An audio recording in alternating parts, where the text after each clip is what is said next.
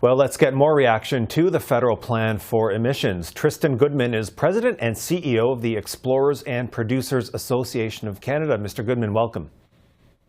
Thanks very much. Really appreciate the opportunity. Now, your association represents over 100 energy producers, and you put out a statement earlier today. You're calling an emissions cap unnecessary and unacceptable. Why is that?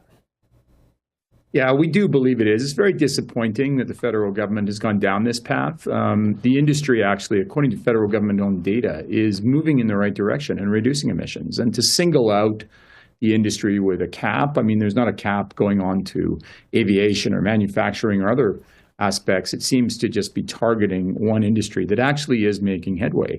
It also doesn't recognize the existing policies that the federal government has put in place, most of which actually aren't yet implemented. And because of some of those policies, they are, along with the help of the industry, moving in the right direction on GHG reductions. This will be unhelpful.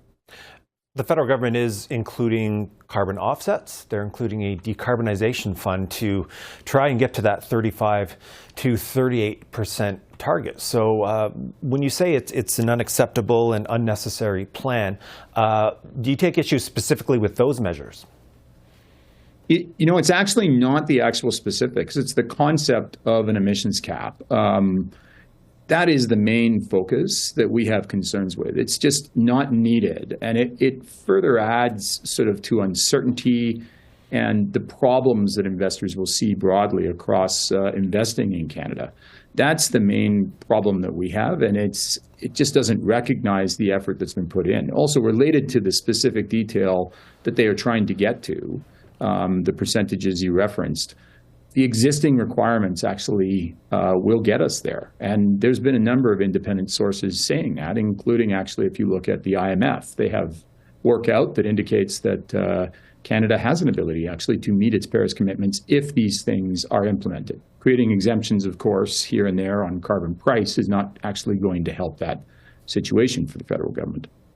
And we do have the Alberta government today calling this a de facto production cap. Do you agree with the province and with Premier Danielle Smith on that point?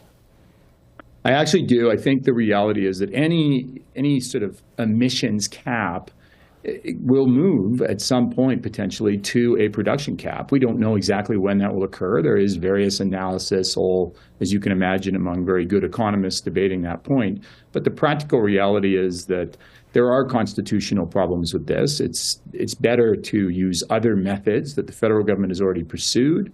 And on top of that, they seem to have done reasonable consultation with Indigenous communities on some of those other pieces. But this one is certainly getting a pretty negative reaction from a large number of Indigenous communities for the lack of consultation by this government.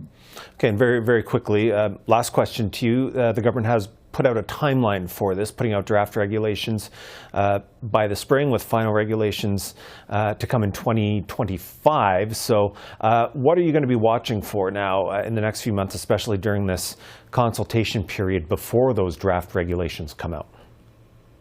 So despite the negative implications here around business affordability and generally across Canada, we are going to continue to work constructively with the federal government, and we'll be evaluating those specifics as it goes. So there are various things that have to be worked out in there despite disagreement, and we'll watch also what other governments do in the coming few months. Okay, we'll have to leave it there. Tristan Goodman, thanks for your time on this tonight. Thanks very much. All the best.